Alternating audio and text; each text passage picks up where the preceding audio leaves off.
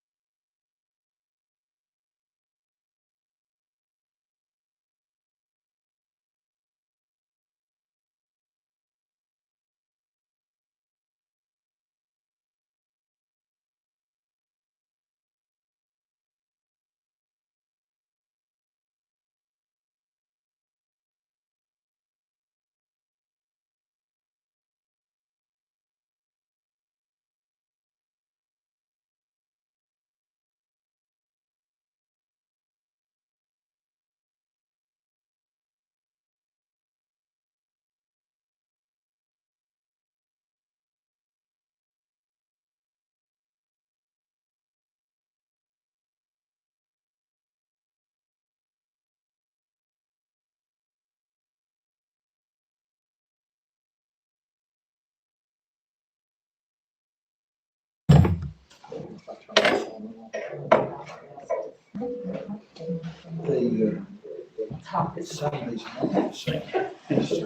TV. I left the audio open. It was going. I do that to the kids sometimes. It doesn't work. I'm trying to keep people back. Never works. Don't want to.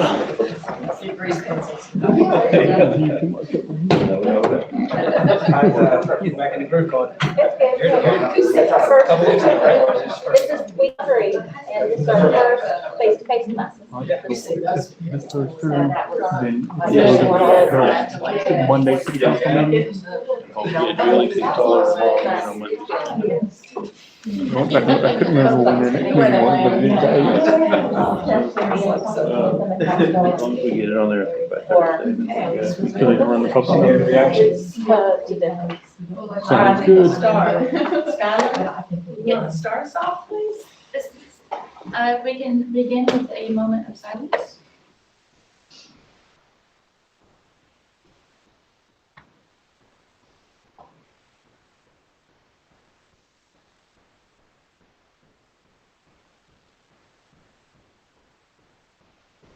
Now please stand for the pledge.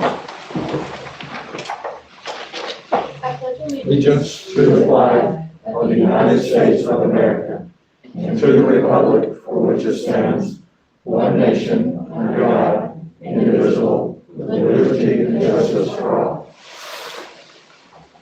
Good evening, board members. I've got the shield here, so I'll take out my mask for a few minutes so you can understand what I'm saying. As you see around the room, you see all the declarations and the goodies from the students in our school system to the board members. If you didn't have a chance, some of them are personalized. Be sure you look at those tonight. Some teachers are in a lot of trouble, and I think they have plenty on their plate. So I think that's great, and I appreciate the students doing that. And I think we all have some letters at our places, and so it's really very neat and thoughtful. I'm sure you take a gander around the room. You have the consent agenda before you. Does anyone want to take anything off of the consent agenda? If not, I need a motion to approve. So moved. Okay, Charlie and Peggy, whichever order you want to put. All those in favor, say aye. Aye. Very good. Okay, then we will move right down to the director's update. Dr. Dyer. Dr. Dyers. That's right. We'll go to the update here, and I just have one screen to show you tonight. Wanted to quickly just mention, I know you've seen it in the paper, and I've emailed you materials, OST-SBA, regarding the General Assembly special session on education. As you're aware, there were bills that were passed related to literacy, accountability, summer learning, as well as educator pay. So we know the laws have been passed. Now what we're waiting are for the rules of the road, so to say, to come forward. The Tennessee Department of Education and State Board of Education have to weigh in as to what the procedures will be for all these different pieces. And that's where we'll know more about the next steps. Now, things such as literacy, we've already taken a lot of the steps that are in the bill where when the board adopted our curriculum for CKLA, that put us in a good standing as far as what that bill calls for the most part. Accountability, we were glad to see that our teachers and students have ways to be not held accountable for testing measures that are in place. Testing is going to take place this year. Accountability, as far as testing goes, will happen, but teachers and students will not be held accountable for the scores that happen due to COVID and other reasons this year. Summer learning, Dr. Elliott and his team have been working on this. Dr. Elliott's going to share a little bit more about summer learning later, so I'm going to leave that alone for now. As far as educator pay goes, again, we're still waiting on some rules and regulations to come down for that, but we feel good, very positive about getting more money in the hands of our employees. That's a really good thing for this year, and it's something that we're going to be looking forward to doing in the near future, and we'll bring you details on that as soon as we know more and let you all have of course, to some decision making in that process as we get into it. So that's a good thing. Like any bills passed anywhere, there are parts you will agree with and parts you might not agree with inside of any bill. But, I appreciate our legislators going into special session and providing new money into education and pumping some money into things that we really need to move forward with. So those are some positive pieces that came out of that general session. This week, actually it was last week, the Tennessee Department of Education Partners in Education virtual conference took place. This is a conference that's centered around our special populations, whether they be special population or ESL or so forth. And it was a really good conference. I didn't watch a minute of every presentation, but the keynotes and some other break sessions that I went into were really well done. And they kept my attention even on a virtual session for an hour or so. So that was something that I really enjoyed. Also had a great time going to the Kiwanis Club and presenting to them on just an update about Cleveland City Schools. And of course, Charlie's a member there, and Lenny is too. Lenny couldn't be there that day, but it was good to be there and just bring them up to speed about things that we're doing regarding COVID and other planning that we're doing, strategic planning, other things as well. So that was a lot of fun to do. Just a reminder that we are closed coming up on February 15th for President's Day. I thought for a minute we were going to be closed today, but unfortunately, or fortunately, the way it depends on how you look at it, the temperature stayed a little bit higher, but the snow was pretty when it came down, but it didn't stick around very long. And I just want to also mention Tennessee School Board Appreciation Week and thank our educators, our students for all the things that we have around here and for your goodie bags that you're going to be walking away with in your letters. They spent a lot of time on this. So I really hope you enjoyed reading those, and I know you will. I got a sneak peek of some of the letters that you're going to be able to read, and I'm telling you, just have a few Kleenexes around. You'll be fine. But allergies are seasonal right now for some reason. But no, I think you'll really enjoy that. And from our staff, we really appreciate the school board and the work that you put in. And I know I had a chance to tell you that individually during our evaluation meetings. But thank you, and thank you for allowing me to continue to do my job here. And I know our staff would second that as well. That's my day. Thank you, Dr. Dyer. What a great night to celebrate and spotlight our supervisor, principal, and teachers of the year. Absolutely. And the school board appreciates them, so I'm glad we're doing that tonight. Ms. Robinson, I thought that from Candy's Creek was very good, that video. Oh, wasn't that? That was really good, I thought. I hope, everybody get to watch it. Oh, that was a tearjerker, I tell you what, goodness gracious. Although I have it on good authority, Mrs. Irby told me there were some blooper videos that we talked about. Oh, really? Okay, Dr. All right, I will turn it over to Mr. Kaiser. All right, at some point, hopefully in the near future, we're gonna get past all this stuff and we're gonna bring these people in here in person like we used to.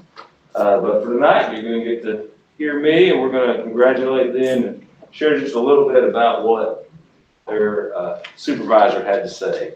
So we're gonna begin by congratulating our supervisor of the year, who actually is in the room, and in his fashion said, "Don't you say anything extra about me." Our supervisor of the year. He's not in charge of this part though. Is Dr. Jeff Elliott. And the quote from Dr. Dyer is, "Dr. Jeff Elliott serves as the Chief Academic Officer for our school system.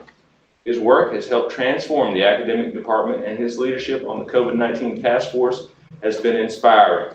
Dr. Elliott is a trustworthy and very important key to the success of Cleveland City Schools. Congratulations, Dr. Elliott, on being named the Cleveland City Schools Supervisor of the Year." We can clap.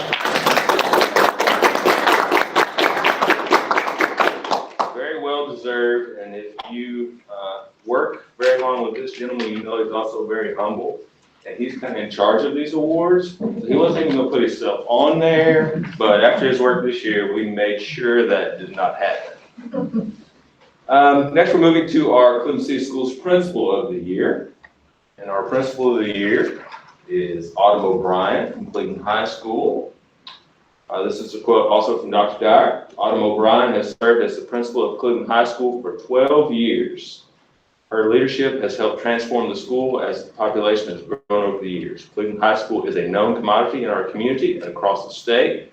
I appreciate her willingness to keep the needs of the students, staff, and community a priority in her decision-making process. Congratulations to Ms. O'Brien for being named Cleveland City Schools Principal of the Year. So congratulations. Who has been our longest serving principal at Cleveland City Schools? You know, I mean, 12 years is pretty outstanding in a high That's school. that was what I was about to say. If you think about 12 years at a high school is a really long time. It's a hard job. I would think she's probably the longest at the high school level. I don't know about elementary folks. We can Yeah, research no, that. I particularly meant the high school, Yeah. just because of all the How long was challenges. Kenny Little? He was, He was like 4 years, 5 years. I think he was on that. 48. Yeah. Yeah, at the elementary level, I think we have a few longer. At the high school level, 12 years is quite a while. All right, now we're going to go into recognizing our teachers of the year.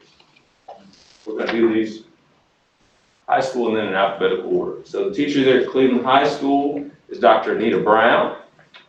Dr. Brown has been an advocate for our special needs population for many years. She coordinates events for our special education students, including our annual kickball game versus Lee University softball.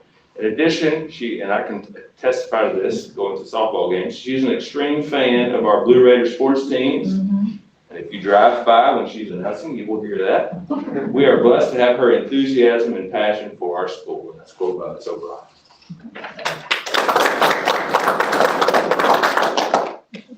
Emily Buckner is the teacher of the year at Cleveland Middle School. Ms. Buckner has made science and social studies classes come alive through her incorporation of STEM activities. She incorporates the community by inviting professionals to virtually meet with her students. She also serves our students through coaching and leadership roles. That's a quote from Dr. Lang.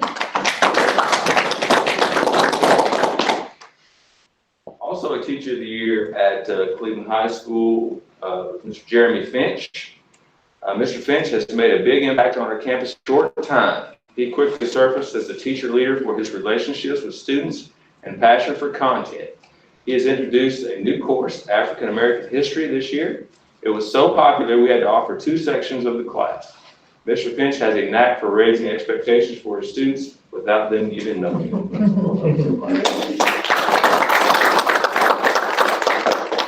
Also a teacher of the year at Cleveland Middle School is David Hanley. David Hanley is not only a dynamic ELA teacher, he uses project-based learning with the Cleveland Middle School student online newspaper, RaiderTimes.org. He has taken this initiative to ignite a passion for writing for this generation of students.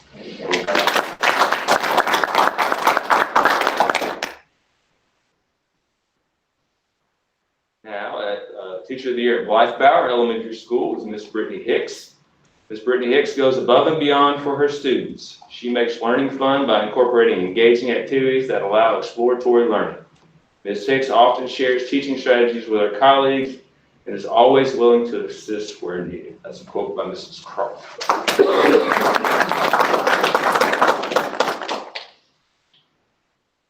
Erin Holland at George R. Stewart Elementary School. Erin Holland is passionate about including our students and families who may not be native English speakers. Because of her efforts, all members of our school community have the opportunity to be connected and feel a sense of belonging. That's a quote from Michelle.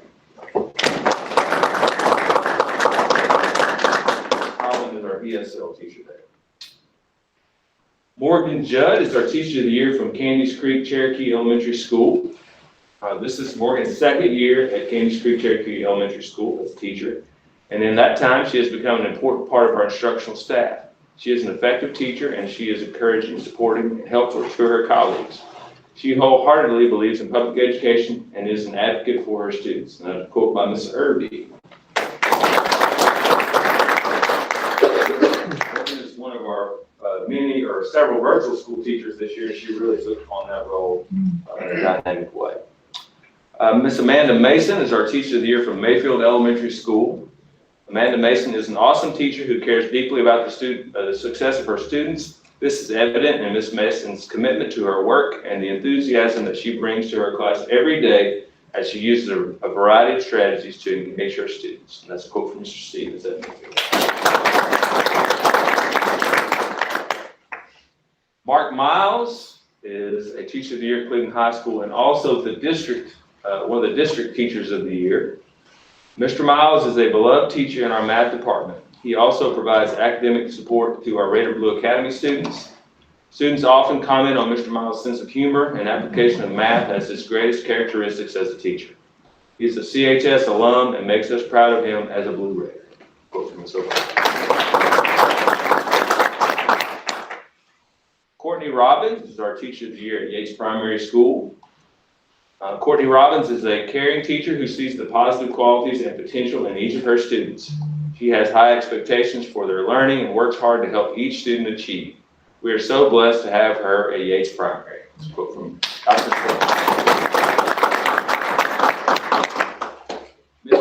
Ms. Smith is our Teacher of the Year at Arnold Memorial and also the District Elementary Teacher of the Year.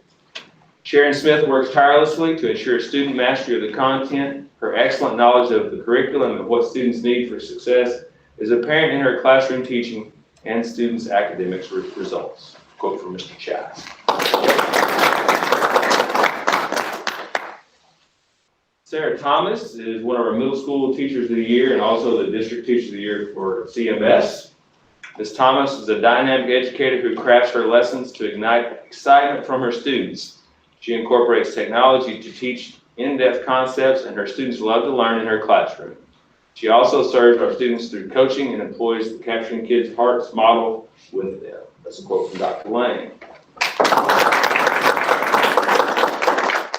can testify for Ms. Thomas that she teaches my son, and I've sat on some online lessons this year. And our final Teacher of the Year is from Ross Elementary School, and that's Gwen Turpin. Gwen is a wonderful teacher who cares about her students and their learning. She creates a calming and welcoming environment in her classroom that helps all students succeed.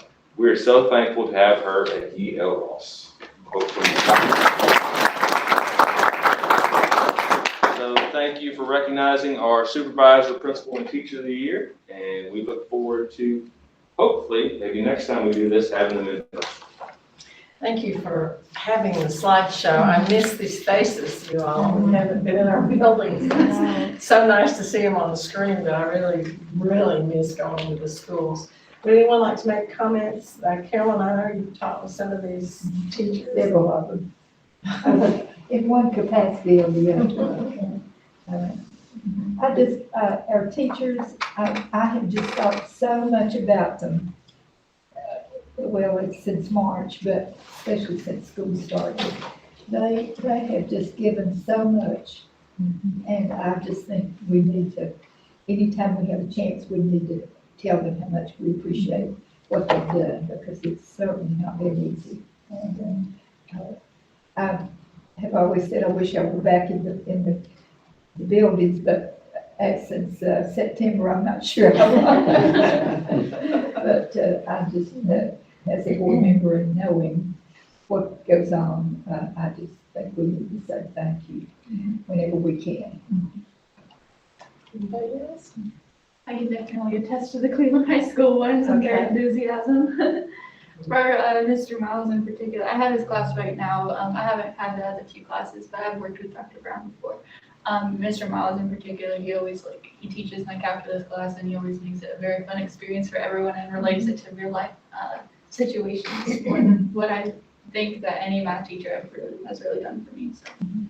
So anybody that can make calculus fun must. Right. Yeah, I know it. Oh, my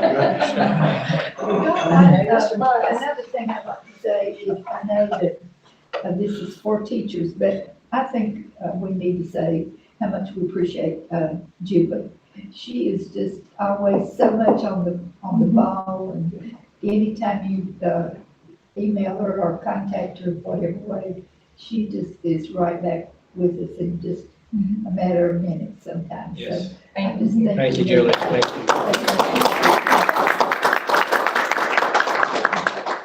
She always sounds like she's so happy to hear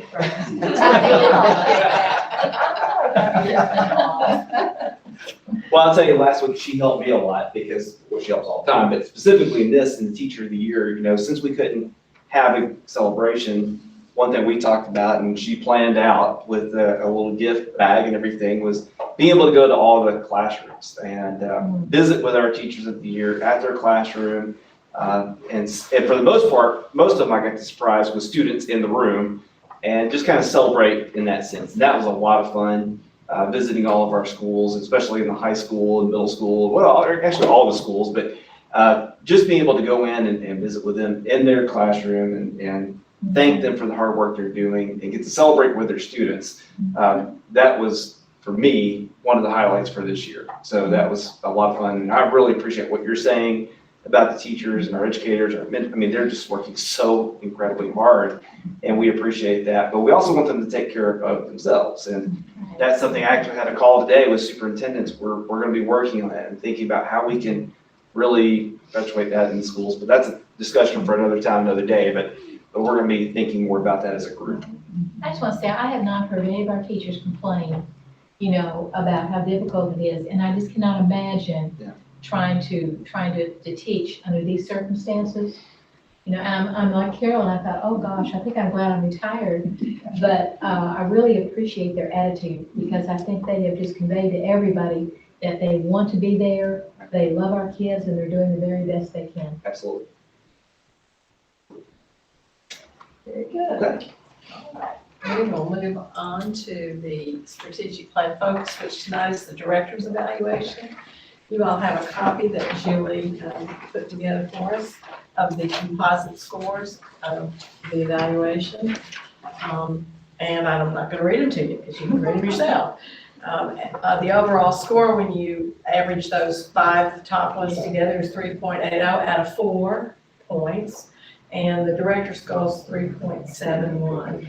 I enjoyed a lot meeting with Dr. Dyer. I look forward to it every year. I don't think it's a way to get at Dr. Dyer. I think it's a way to have conversation with Dr. Dyer about, what we can all do to make Cleveland City Schools better for our students and our families. And so I enjoyed that. I hope each of you did. Would anybody like to say anything about the evaluation? I appreciate what Krista did on it, because this makes it so much simpler, this evaluation form and everything. And like you said, the time you meet with Dr. Dyer, it's a good, after you go over this, it's a good back and forth and everything. He's very honest, and, some questions I ask him, I'm sure some of the rest of you did the same thing, but he's very good in this situation. I appreciate all the hard work he did with the preparation to give us all the information before we filled everything out. That was very helpful. Well, appreciate Julie helping me with that too. That was a lot of work. Go back through the calendar and look at all the different dates and information pieces. So good tag team effort there. Hey, you remember one comment he had? He's one of the best things when I walk down to school and the second grader says, "Hello, Dr. Dyer." He said that's one of your highlights. Yeah. Absolutely. So it's fun. I enjoy sitting down with you and I write as many notes as you write down about things that we're going to follow up on and do. And I still very much enjoy working here in Cleveland City Schools, and we have a great staff, great students, great community, great school board. So I appreciate the feedback and the opportunities moving forward. Well, we're glad to have you. Yes. And we're fortunate to have you. Well, I appreciate it. So the board needs to vote on these scores as the composite evaluation, and then that's what goes in Dr. Dyer's folder, and we have all met our contractual obligation, but we also hope that we've helped move the school system forward through this process as well. So I need a motion to accept these. Okay, Nate, a second. Carolyn, any more comments, discussion, questions? All those in favor, say aye. Any opposed? It's unanimous. Very good. All right, and we'll move on then, Dr. Dyer, to the COVID task force update. I've been against Dr. Not Dyer. really. I'm back. All right, good evening, everyone. Tonight, we're going to focus a little bit on the summer learning loss discussion that happened last week or a couple of weeks ago at the General Assembly, and then also talk a little bit of some of the planning that we have going on around that. But just a quick update, we have been meeting each week during the month of January, reviewing case counts and also trends and everything. And thank goodness we've seen the downward trend the last couple of weeks. And so we've been in the yellow phase here now for week 2 here, and we hope to continue to see that good trend, and appreciate our community helping us out with that and bringing those numbers down. So we keep meeting. We're meeting bi-monthly this month of February, every other week. So we'll meet again next week and review numbers. If numbers do surprises or something, we're watching those daily in, here, but as far as the task force, we'll meet a couple of times in the month of February, make some decisions if needed. And then we are watching and discussing, partnering with the health department, regarding the vaccines and how that might apply to our staff members. We had an opportunity to meet with, Brittany Hopkins from the health department. A few of us went over to First Baptist and watched the process and evaluated that and discussed how we might be able to apply it to Cleveland City Schools. So we're still looking into some details regarding that. So hopefully in the near future, we'll have more updates to go with that. But tonight I did want to focus a little bit on the summer learning camp and just to hit some high points. Again, it's very early. We're still waiting, like Dr. Dart said, regarding procedures and rules and budgets that the State Department will be releasing, hopefully, and sharing with us in the next few days. But what we're looking at is at the elementary level, providing summer learning camp starting around May 24th, which is that Monday after school is out on Friday. And the state requirements say it needs to be a 6-week program. So if we begin on May 24th, that'll take us up to right up to the 4th of July. And then we will break, and that gives us our staff and everybody 3 weeks, students and everybody a 3-week turnaround to get ready to jumpstart a new school year. So we are looking at trying to house that at about 5 of our elementary sites. This is just, again, preliminary ideas here where we will service as many students as we can. We are using what we call iReady assessment data, which is what we test our students at the very beginning of the school year. Mid-year, we've just completed that, and then we'll have some data at the end of the school year as well. So we are using that data to help us identify the students who really need that extra support to kind of bridge some of these gaps that have occurred over the past year and to continue on with that. So we're really beginning to look at that. It's a 6.5-hour time requirement by the state. Really emphasizing the reading and math for about 4 hours of that time, another hour for intervention programs, another hour related to physical activity and movement is a part of that, and then 30 minutes, of course, for lunch that would be provided. And we are looking at partnering. Gina Reed is working with us and helping us with our local agencies who do the summer feeding programs in our community. So we are working and trying to organize that and get prepared for that. So our task right now, just as we get things underway, is we really need to find out from our staff, our teachers, our paraprofessionals, nurses, all of the staff, who's willing and who can work this summer from that time. So we're working on with Mr. Kaiser and I met today to start beginning a survey to send out in the next few days here to get an interest level of where our staff stands on that. At the middle and high school, it's a little different. We're looking at a credit recovery program like we have done for several years now in the summer at Cleveland High School. So we'll continue that program, of course, to really beef that up and hit that hard to help out with credit recovery at the high school. And then the middle school, in the past for about 3 years now, the middle school has offered a 4 C's camp for the month of June. And Dr. Lang and Ms. Bradford, the new assistant principal, have been putting together the beginning stages of works of what that might look like. So again, month of February, when we see how the details come out from the state and the budgets, will help us really bring that in closer. And as the next month goes along, we should be able to come with more updates on where we're headed with our summer camps this summer. So stay tuned. We're excited about the opportunity to be able to provide this extra support for our students going into the end of May and June. So. More members and questions, Tom? Yes, maybe for Dr. Dyer. And I think this is a wonderful program. I think it's necessary because all of our children have fallen behind for one reason or another, not being in a classroom and all that. So I fully support this. My question is money and how, I suppose this is going to be a 6-week program, so there'll be some formula as how to pay. But can you double pay a teacher since teachers get paid 12 months a year, can you double pay a teacher without Yes, penalty? absolutely, yeah, because this is coming from the state. So this would be considered a stipend on top of their current pay. Hmm. So this is a state-approved program, so we have to wait for their regulations to come down. That's where the state board and TDOE is gonna have to write the procedures and rules for all these different pieces. Yeah. And then we can seek waivers on, if we wanna do a 4-day week instead of a 5-day week, we have to get a waiver for those kind of things. But yes, this would be considered a stipend, just like it would if you were maybe a band director, you get paid a stipend on top of your current contract. So that would be how this is done. And the idea behind it from the state legislators is that the school district will be out $0 for these activities. This is all state funded. So, we're gonna be keeping all of our receipts and everything that goes into this. That was another Because the whole question. the idea is Yeah. the school systems are held harmless financially for these activities that we very much want to do. Yeah. But we just need to make sure that that happens. So this is, going, will it be a payback, like receipt only, or will there be money up front? I don't know. That's what we're waiting to see. Still, We're still waiting to see All right. how this is gonna be worded and how that works. Okay. So, but it should cover transportation, it should cover supplies, it should cover anything related to the meal program. Mhm. All of those pieces should be covered. Curriculum, teachers Yeah, pay, teacher assistants pay. We'll need a clerical in the front office because you're having school day, so Yeah. all those pieces should be covered inside of that. And they've also supposedly put money in to think about utilities, cleaning.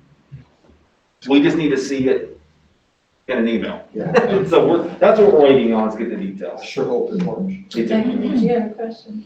Well, he answered it about transportation, so we'll be using their buses. Right. Jeff, or I know when the children are tested, will this be required for children, say, who are really, who did not do well at all on the test? Well, we're still going to get clarification on that as well, exactly what that means from the state level. But we have some good data, we believe, that we'll be able to identify the support and encourage these students to be a part of it. So we're hoping to get as many students as we can, and we're still waiting to kind of get guidance on where that goes as far as where the state stands on that. And, we can look back and see our Read to Be Ready camps were well attended in elementary. Yeah. The middle school 4Cs camp has been well attended the last few years. So we think that's a good jumpstart to kind of gauge our interest level. But I hope that we see even more interest in these coming years for the service. Charlie? I had a couple calls from Steve and Heartline and Bridget this morning. I think she said the number was 578 active cases, somewhere, 578, and pretty good for when it's 1,600. What is the number we need to get to be in the green phase? I've had that question asked today. Yeah, I believe it's around 241, if I remember right. And we've gone from 1,600 to less than 600 now, so about 240 or so. Yeah, yes, and so today we're at 579, which is 79. about as good as we've been since November. We were at November the 16th, 556, so we're finally getting about. What was the highest, 15 or 1,600? A little over 14. Yeah. 14. At one point. Yeah. So, I had a teacher call me and ask me today, so 241? yeah. And it's going down, it seems like every day. And then, the case count, I didn't cover that, but locally, just in our schools last week, we had, 11 isolated and 13 quarantined. So those numbers are a little lower than prior to, Christmas and everything in that yellow phase. So that's encouraging too. Anybody else questions? I have a couple. I watched the legislative sessions, they were fascinating. But I was painting, so I could paint, listen at the same time. They're not gonna mandate testing at the end of the summer program, although I'm sure the teachers will wanna test to see what kind of progress. And also, it's gonna be up to the local school districts whether these are mandatory sessions or not. And I had a question about that, because can you mandate parents to send their children to Well, school? That's the question that we still have out there to wait and see how these rules will be written. There was a lot of discussion about that. Now we have to see how the state board and the Tennessee Department of Ed, how they decipher those bills and how they write those for us. What was your first question again? The Assessments. assessments. But, So yeah. there will be universal screen benchmark assessments, so things like that. One of the calls I heard last week listening in, and it said there would be a state pre and post assessment that they would have all of our students do for the beginning of the summer program at the end to receive data off of. We also have our, well, I said earlier, the iReady data assessment that would be ideal for our students because we'd be working off of the same data that we're tracking throughout the year. So we're waiting to see, but we did hear that there would be a state pre and post summer assessment that they would share with Well, us. I was thankful for all of this. We know our students have suffered from not being in class for a year, almost. But I thought if it's not mandated, if you can mandate it, and it's not mandated, then the very students that maybe need to be there aren't gonna be there. Well, they're gonna start school in the fall then. And what's gonna be in place? Is that what those bridge camps are, then to help those students who maybe didn't do well in the summer or didn't come in the summer? Yeah, there are some opportunities for other camps, and we're looking at using some of our, possibly some of our ESSER funds or something to do the after-school program throughout next school year to really catch a lot of those students up as well. So we're hoping that we get these students involved in the summer, but there are going to, next school year, there's going to be a lot of work to be done too, after-school programs as well. So I had another question, I'm sorry, but I've been thinking about all this. I was delighted to hear they're going to fund the transportation because that's an obstacle for many of our students. Mr. Taylor, is that an obstacle for our bus drivers who don't, they all don't work in the summer usually? We are talking to the drivers now, just as Dr. Elliott has talked about the teachers. We're talking to them, seeing how many would like to work. Actually, I believe that our drivers will be looking forward to it. A lot of them work the river, but we end up with some constantly looking for work, and it helps us keep drivers. So I think this could actually benefit us this year and help us maintain drivers who are looking for that work in the summertime. Okay, good. I just wondered if that was going to be an obstacle, a stumbling block for us. But I'm delighted that we're going to transport those students. They might not be there because they don't have any way to get there. So if we can get them there, that's wonderful. Anybody else questions? All right, thank you. Thank you, Dr. Elliott.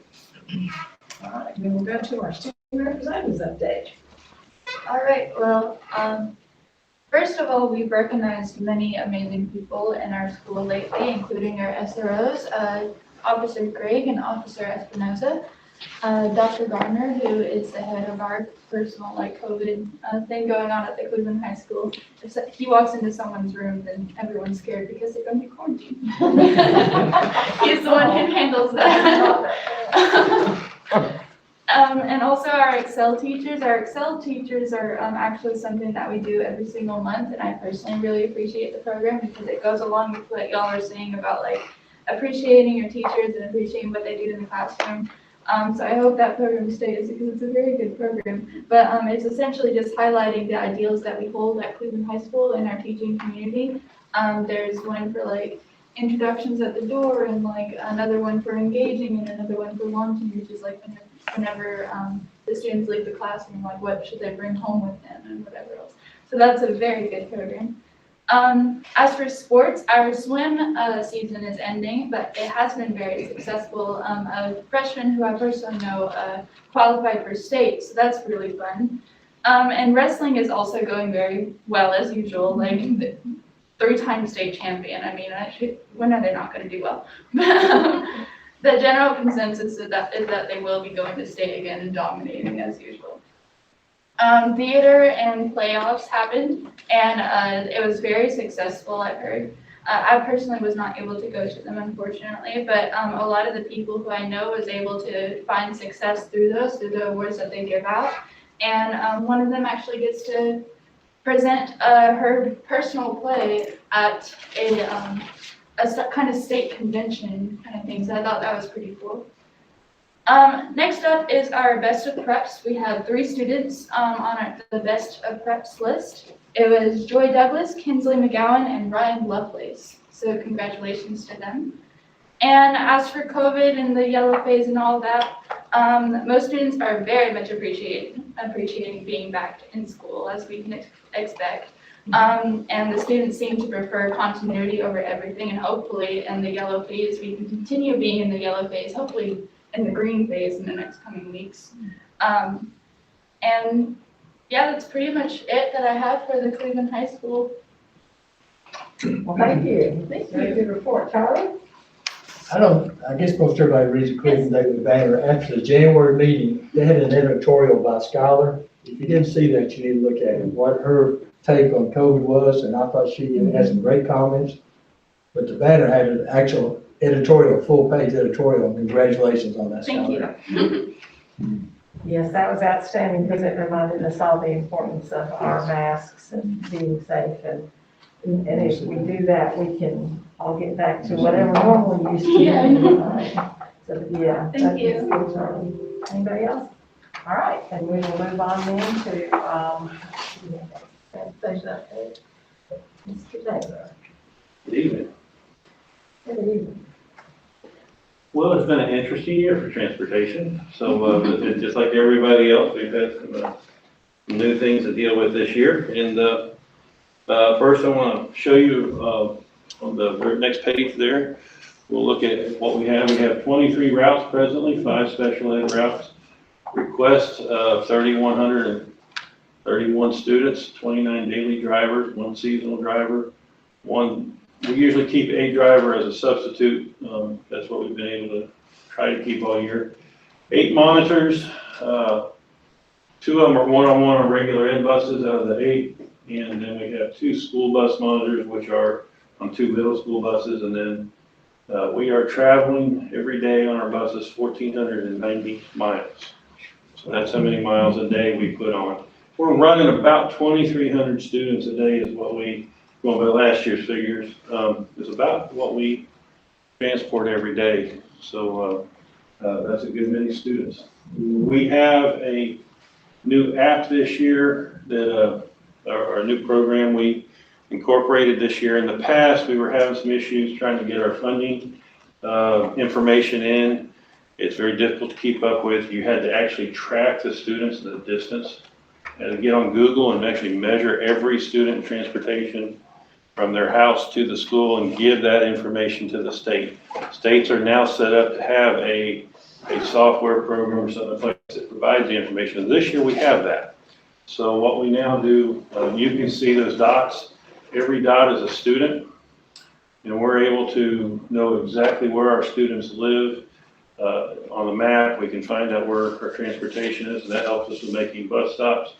That also helps us with identifying funding pieces. We now know our mileage for where the students are. It automatically can go into power schools and get fed to the state through the program. So that's cut back a tremendous amount of labor for us when you think of accuracy in labor.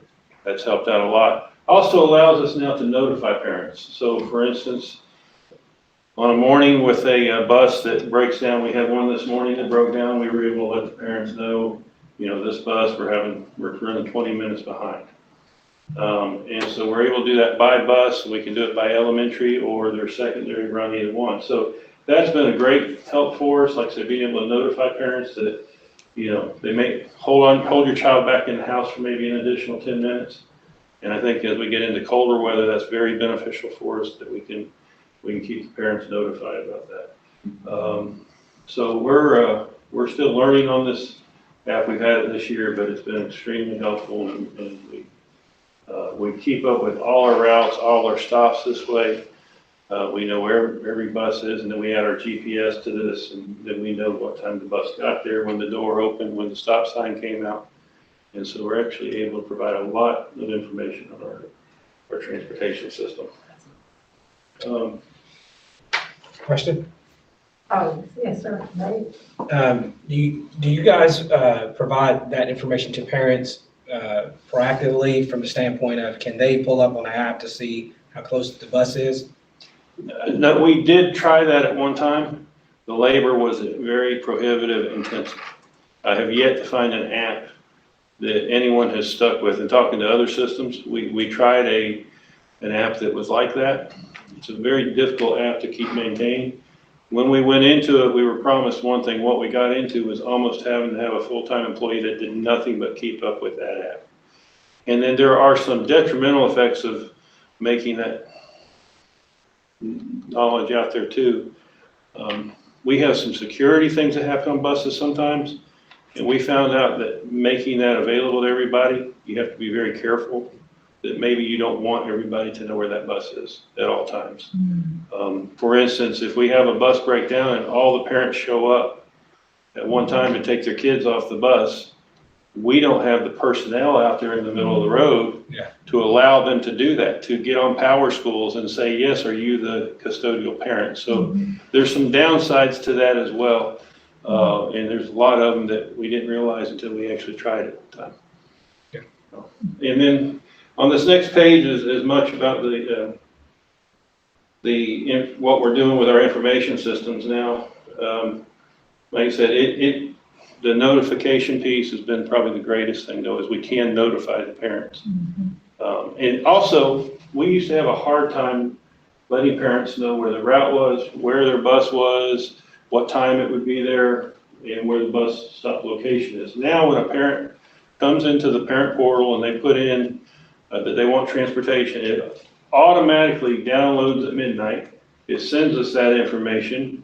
They get a bus number, the stop, where the stop is located, and the time the bus will be there. That automatically, within 24 hours, gets sent to them in a text or email notice.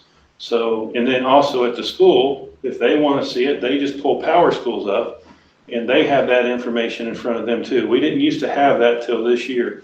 So I think that's making everybody's job easier with being able to tell parents now where their bus is and what time it'll be there. If it's a Hispanic student, does it go to them? Yeah, we do have to, because the text actually comes from someone in our office. If we have that noted, we can translate it and send it out. It's that's a little more difficult because we don't have a bilingual person. Actually, we have a bilingual bus driver now, but we don't have anybody in the office bilingual, so they have to do like the Google translation. Okay. And they do try to, if we know that's the situation, yeah. And then I'd like to go to the next page, the challenges this year. I tell you, this year, I want to let you know that we probably have some of the best drivers we've ever had. And the challenges we ran into last year and this year, they have met those challenges. Where some school systems drivers were complaining, ours never complained, and they look forward to it. They understood the importance of going out and taking lunches to these children. They understood, they see, unlike all of us, they see where they live every day. And they know how some of these kids are getting by. And so it was, I think they considered it an honor to do what they did. I had no complaints. They stepped up, and I got to be careful. I'll get choked up here on this one, but I'm proud of the job they did. Along with our child nutrition, they were having to fix everything. They were helping load and unload. There was a lot of work going on. So I'm really proud of our drivers and our child nutrition. If you see there the meals that were served, I think they did a great job. Did a wonderful job. And that is it for our child nutrition report, or our transportation report, sorry. When COVID's over. It'd be nice if we could have them all come to a meeting and we could tell them thank you when we can. Yeah, I think they would enjoy that. Yeah. Thank you. I appreciate you giving those details because, they are the nuts and bolts that make this thing happen, really. We talk about getting the kids in school, and I know we've highlighted teachers, but I really appreciate you highlighting them as well because they have been the ones that really made it happen as well. So thanks for doing that. Thank you, sir. Yes, sir. We'll pass on what y'all say here. So I would like to add to what Peggy said. It was my soapbox, sorry. I know that we want raises for teachers, and the state is gonna fund us through the BEP, and we all know that doesn't cover every teacher in our school system, nor any school system in the state of Tennessee. But what I tell people is the teachers can't do their job unless they have the team that helps them, unless they have the bus drivers, unless they have the school secretaries, unless they have the principals. And all those people work together so the teachers can get their jobs done. So I think it would be so insulting to our staffs to give raises to only the people in the classrooms, and I know they deserve it, there's no doubt about it. But how we could say only they deserve a raise, I just think it is not possible to say that, and I hope we don't get to that point. We may not have a choice, it's gonna be whatever the state decides, but I just think that we tell everybody we're all a team. But, so we can't turn around and say, but only you all get the raises, the rest of you don't. That just doesn't even make logical sense to me at all. So I hope that comes through from the state as well for our transportation and our food services and all the people, the Codys out there, that they support what's going on in the classrooms every single day. Because every teacher would tell us, we can't do our jobs unless all those people do their jobs. So anyway, sorry for having to get on my soapbox there.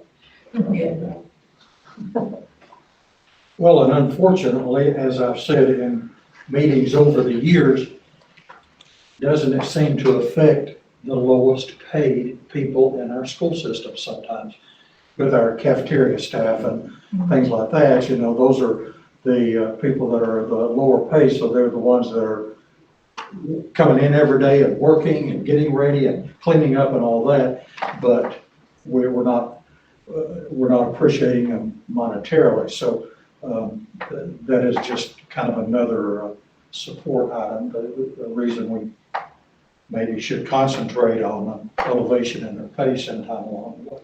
Well, I think one of our challenges, if you don't mind me just saying, that you need to know as a school board, one of our challenges is right now construction is booming.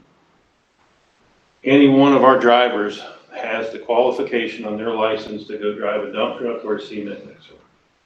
They can get a full-time job with full benefits, making $20 to $25 an hour.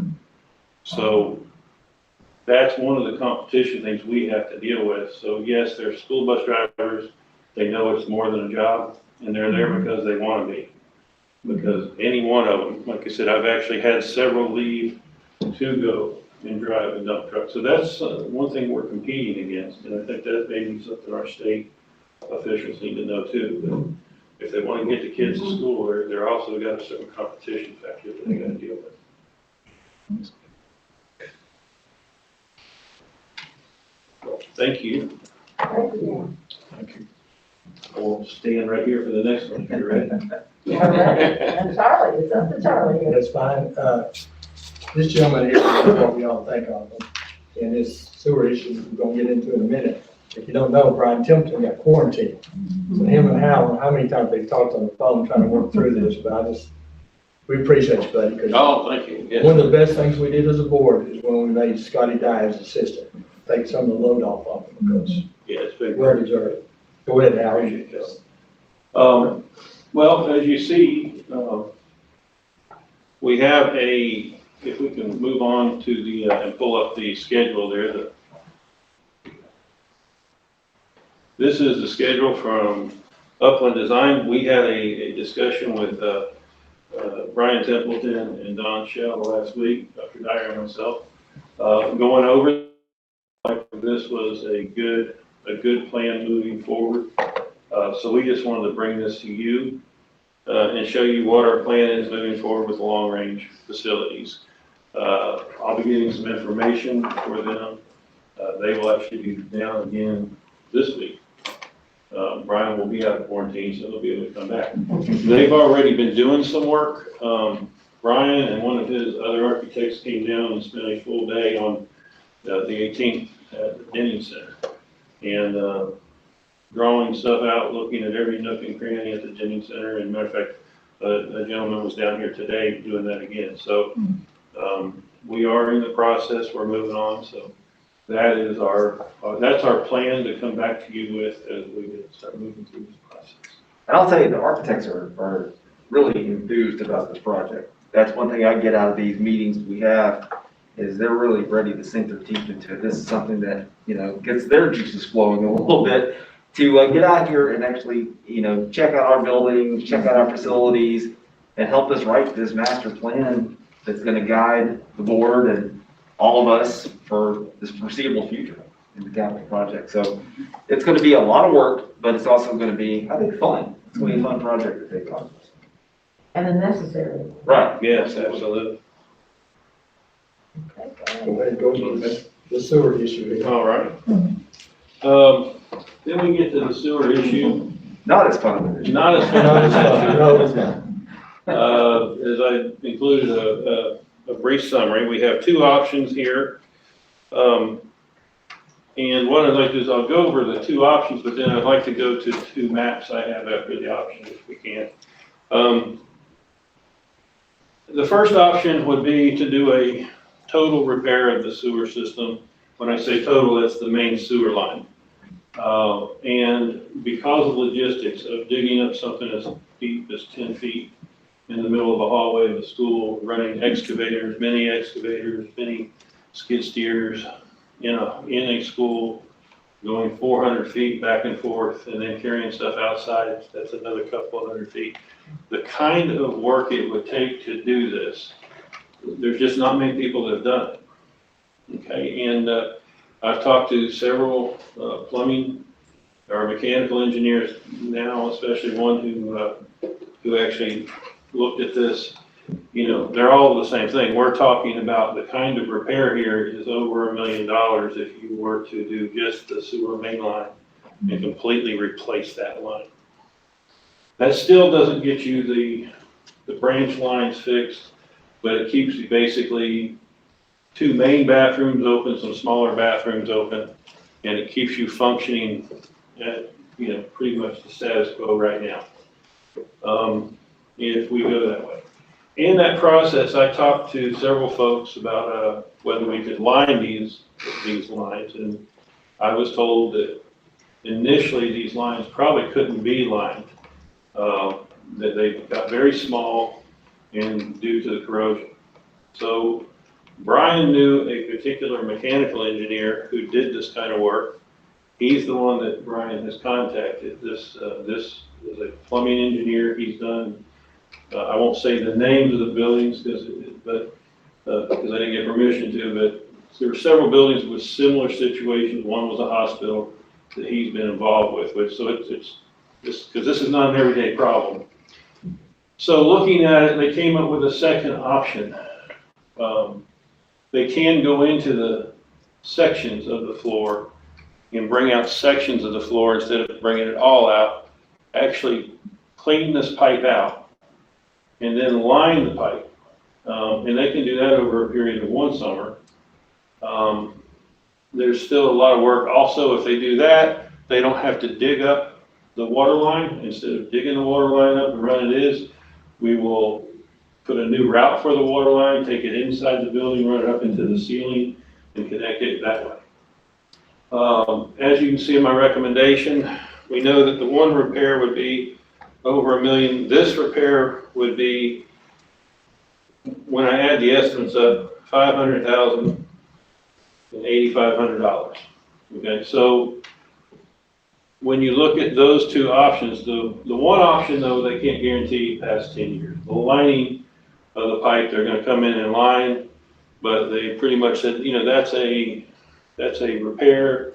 It's going to get you 10 usable life years, but they really won't say that it's going to go beyond that. The other repair, you're putting all new pipe in, so now you're talking about a repair that's a permanent repair. So I'm having to bring these two options to you tonight so that you can tell me which direction you want to go as a board. If we can, Cody, can you pull, Brian, I think I sent you received the write-ups where Brian describes, put some dollar amounts in and so forth of the cost. I wanted to show you these two slides. This is the west wing. This is starting at Peerless Drive. If you go all the way to the left, coming in that entrance, you see that green line, and then you see the first red box, and Okay, well, those red boxes are where they would actually cut into the floor. Okay? So those green lines are the branch lines that we really can't do anything about. They would be very expensive to fix. Those are lines that we're slowly losing. They were galvanized, and what's happened is they're getting corroded and they fall apart. And so we've had to close several of those. So where we're talking about, like the chorus room and related to the commons, give them an idea. Okay, we're right here, we're on the west wing, we're back coming off the Peerless Road side and coming in the door, and then as you go down the hallway, there's a set of gang bathrooms on your, they call them the gang bathrooms on the left, the 800, 900 wing. That would be where the second red box is, to your right, and so, and then that arrow is showing going into another part of the school. So if we can go to the next slide. So the pink line continues on to the next red box. That's another place they would open the floor. It goes down, the pink line continues. And all the green lines are branch lines off the sewer. You see at the very last red box, that is right outside of the chorus room door. That used to be the entrance to the school. You would come up and the chorus room door was there, but that's what it was back in the middle school. And then you see it going down to a circle. The circle's still out in the courtyard. That's where the sewer manhole is. So that's the line. All of the pink on that is what they would actually put the liner in. And that's how they would fix it. Does that give everybody a good idea of what we're talking about, the chorus room, right in front of the commons there? Like, so we're talking like 470 feet of liner. My understanding is not every lining company can do this. He had to call, our engineer had to call a company in Florida that does this, and did the work for him up in Nashville. So this is not not all lining companies are willing to take this on. And so we didn't know this was an option when I came to you before talking about it. And that's one of the reasons we hired good engineers, because they can find out things that we don't know. And so that's why they've come and why the addition or the cost is less on this. And I guess that's where we are. I want you to see what we were talking about with the blueprints. Do you have any questions? Krista? Can you kind of tell me a little bit about why you picked option number 2? Why is that a better option in your opinion? We have a lot of things going on in the West Wing. And I think just being very straightforward with the whole board is we have to look at the West Wing on the big picture. We have this plan coming in, and I see things and know things about the West Wing that you're going to be learning more about with this long-term plan. And frankly, this reduces what we put into something that we may not get a lot of time out of. Like I said, we have a whole lot of issues with the West Wing that I won't go into detail tonight unless you ask specifically or specifically want to know. But I think that's going to be coming out in our long-term plan, things that we're going to have to deal with. So that's why I feel like the 10-year is the better option, because that building was built in the 70s, early 70s, and like I said, there's just some things catching up with us on. Tom? That was my question, was when was the building built? Therefore relating to what is the age of the pipes, and, you know, we have an older home that we've had to this to on a much, much smaller scale, but I know what totally clogged pipes are like, and you put PVC in there, it's a world of difference. But and this would be ours was a big job, this would be a huge job. Right. Charlie? Dr. Dyer, do you have a recommendation on this? I think Nick had. Yeah, I'm sorry. So when you were referring to the West Wing, dealing with those issues earlier, or dealing with those issues at some point, is that so are you saying go with option 2 so that you can have time, money, et cetera? Option 2. Because it sounds like they're tied together. That's what I was getting at. Right. Option 2 buys us time, because anything we would do in the West Wing would be a big project that the city would have to be in part of. And I think that's where our long-range plans help us identify where we're gonna move. And like I said, because I know a few more of the details, you know, that are facilities related that you don't need to know, I'm being frankly. That's why I'm saying the 10-year, because I think when they bring the final plan to you, you're gonna see some things that you're gonna have to consider. And I think getting the city involved, I think we're talking, you can't do any of that kind of thing overnight. I think 10 years buys you time to take care of a lot of problems. Is 10 years a minimum time? He said he was comfortable that it gives us 10 useful years of life. So I don't think it's a minimum, but I don't think anybody's gonna guarantee anything past that. But I do think it's it at least gives you something to work with. Anybody else? Dr. Dyer? My recommendation would be what Mr. Taylor has presented with option 2. You know, for the reasons he's maintained there, that, you know, we're gonna be, this would get us 10 years of life out of that system that would go in. And it gives the time for Brian Templeton and our upcoming master plan to really help guide us on what we want to do with the West Wing on more of a long-term basis. And I think within 10 years, some hard decisions are going to have to be made regarding the large capital plan dealing with the West Wing's future. And, you know, what do we need to do there? So I think option 2 would be option 2 is my recommendation. Carolyn and Krista? Make a motion. I'll move that we adopt option 2. Carolyn, have a second. Okay. Do you have a second? I think Carolyn. I have a second. I second. All in favor of that motion, say aye. Aye. Thank you. Move forward. Thank you.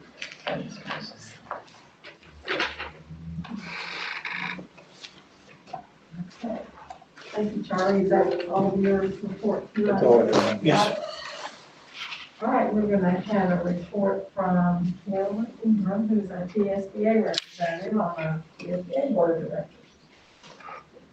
Okay, we have not had an in-person, board meeting yet, but, in about 2 weeks, it's explained now that I will be going to Nashville, for the state board meeting. One of the things that will be coming up at that meeting is whether we, as a board, and of course it affects all of us, whether we want to, drop our membership, in the NSBA. And, I've heard a little bit of discussion when we had a meeting a few weeks ago, but not a lot was said. So I called Dawn the other day and I said, you know, what should we do here? And she said, well, maybe if we would, in order for you all to know what's going on, send Ben Torres, who is the assistant executive director. So I sent him, Dawn and I got together and I sent him some questions about why the TSBA is recommending that we withdraw from the NSBA. So I'm going to just give you those questions and then the answers that Ben gave back to me, and then we'll discuss it, and Dawn will probably certainly have to help me here because this is all rather new to me. So the first question that we had, one of the reasons that Ben says that we are looking at the possibility of withdrawing is because of such financial problems that SBA is having. So that was the first question, what are the financial troubles? And he says that SBA had to sell its only asset, which was their building, because of their enormous pension liability. And he said the pension liability was about $13.9 million. Then our next question was, would they raise the dues for TSBA, which in line, we would have to be paying more as well. And he said, our dues are based on our total reserve, so it varies from year to year. So he really didn't say whether it would raise or not, but he just said that it varies from year to year. Will TSBA lower the dues since we will no longer pay in SBA dues? And he said the board of directors will discuss this and decide how they want to proceed. The dues paid to NSBA for year ending June the 30th, 2021 was $41,107. And then our next question is, what will the impact be on the TSBA board, the budget? And he says, if we're not members of TSBA, we will not pay dues and will not have to pay for the board of directors or any of the staff for expenses to the NSBA functions. And then our last question was, who will NSBA network with? And he said, I'm not sure I understand this question, but I'm not sure how NSBA would proceed if TSBA was not a member of NSBA.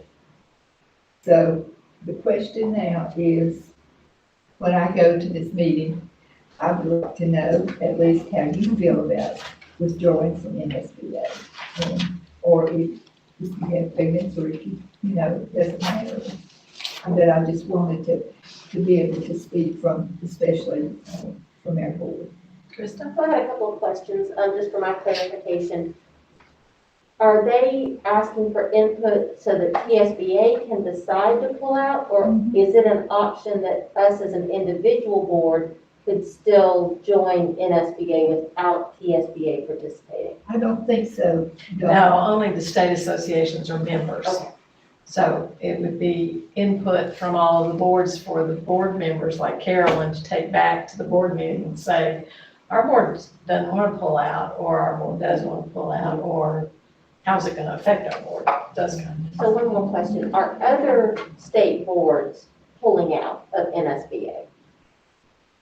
I don't know. That's a great question. I thought about that. Carolyn, that would be interesting to know, because if we network, you know, the letter said they were going to network with regional states. So if, for example, we used to meet, if you didn't go to the national conference, you could go to the regional one, which was the Southeast. So it was the states here in the Southeast. Are any of them pulling out? Can we network with them? That's a good question. That's a question that I will certainly ask. Because if that's a trend, if we're seeing that a lot of other schools, state boards are also seeing that discrepancy in those issues, then I would understand more. But if and it may take us doing it to start the ball rolling, and others may follow after Tennessee does it. But I hate to lose that opportunity to participate in NSBA, but I certainly understand their concerns. I think Tammy explained it at one of our online meetings a little bit too, about the financial issues and how much it cost and what we were actually getting for that money.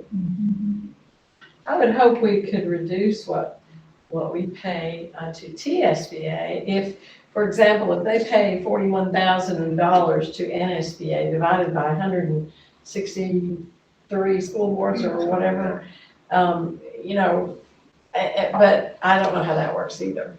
And that would be my question. And I also don't know how, I get an NSBA federal legislation update every week, and a lot of you get that. And who's going to keep us up to date on that would be a concern I would have.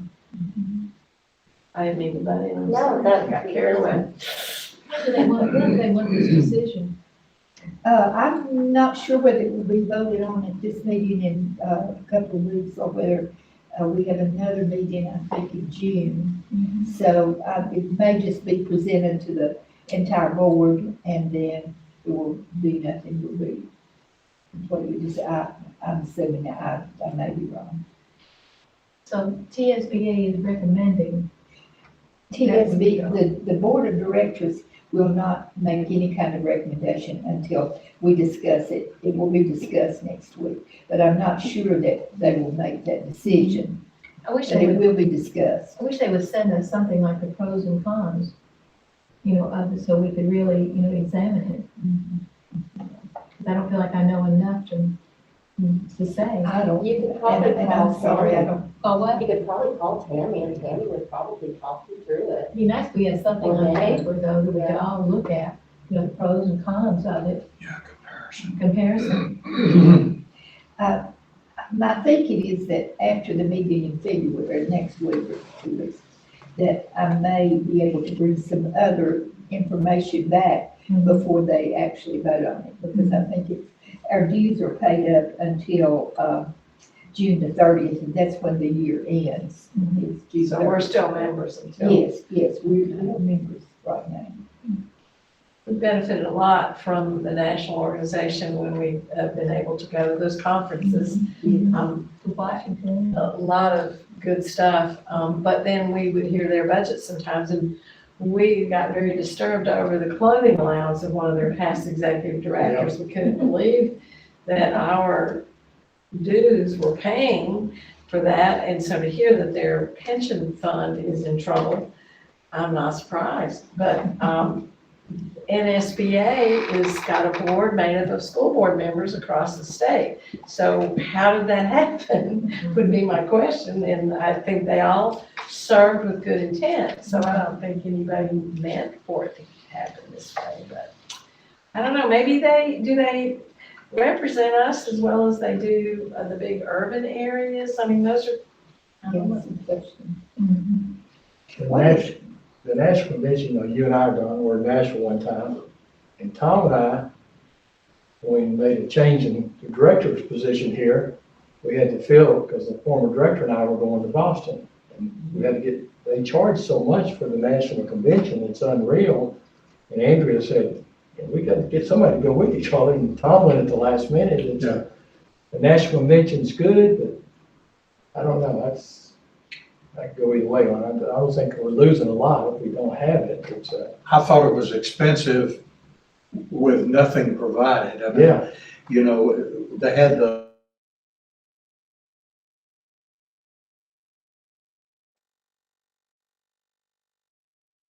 they did for $550. And, I thought for what we're paying to go up there and stay that 4 or 5 days, there should have been, And they wouldn't even talk about a refund. right. So that's why we got Tom to go to the last minute, sometimes the national convention's good, sometimes it's not. I personally think I've been to both, to the national, but it's the conference that they do in Washington, that we've gone to, so a couple of good, and it was great. I'm thoroughly. There were some really good programs presented at the two that Charlie and I have been to, really good speakers, and then one speaker that was kind of mediocre. But there were some really, really good programs and things, but we're also paying top end Yeah. for it. The Washington DC, is that tied in with the NSBA? Yeah, that's the. That's one of their. So the NSBA coordinates that as well. And so the last question I have would be, if we don't, as a state, take part in NSBA membership, would NSBA still allow individual school board members to come to their conferences if they so choose? And I think that would be a nice thing to know, because what if the conference was close by, like it was in Nashville? And you drive over there, of course, if the joining fee or the conference fee is $800, that's a lot of money, so those. If you're not a member, you might have to pay more than an NSBA member. I bet you, when you talk. Yeah, that's probably true. Well, I will, this doesn't take any kind of action, but I will, when I attend the meeting, I will certainly raise these questions, and then hopefully I'll bring some more answers back to you.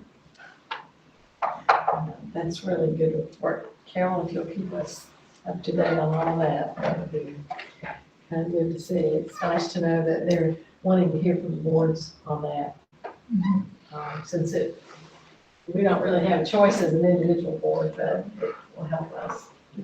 All right, board committees. I have asked Charlie to be the site committee chairman, and if Tom and Nate would serve on that.